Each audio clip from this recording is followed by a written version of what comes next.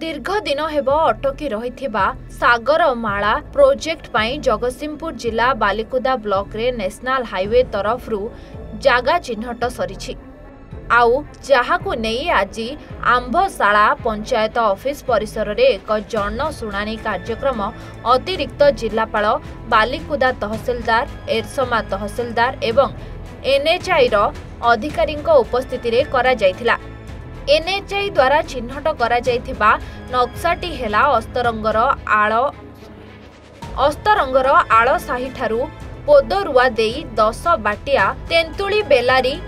देई एरसमार कला बेदी देई जिबाकू स्थिर करा जायछि।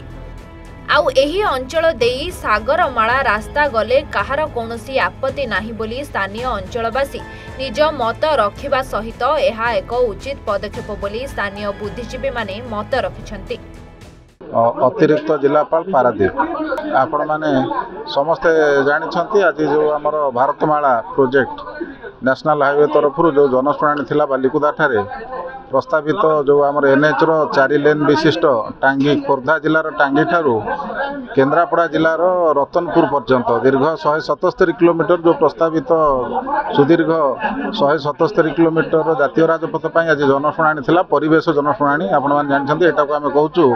इसी पाई पब्लिक हियरिंग बा एनवायरमेंटल क्लियरेंस रो जो से पब्लिक हियरिंग रे आज बहुत जनसाधारण ये जो नाउगा बालिकुदा एरसमा कुजंग ए 4टी ब्लॉक रु आसी जोग देइथिले सेमानकर सपक्ष विपक्ष मतामत देइछन्ति मध्य बहुत आमे पाखापाखि 25टी लिखित दरखास्त पाइछु सेगुडी को मध्य आमे उच्च कर्तृपक्ष पाखु प्रेरण करिवु। मोटामोटी भाव में आज जनशुणाणी सफल होईछि। आमे आशा करूछु खूब शीघ्र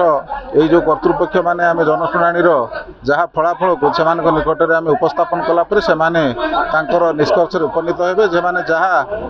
कार्यक्रम परवर्ती कार्यक्रम पदक्षेप नेबे से अनुसार एनएच कार्यक्रम को त्वरान्वित करा। जगतसिंहपुर बालिकुदारू कमलाकांत बारिक रिपोर्ट A1 ओडिशा।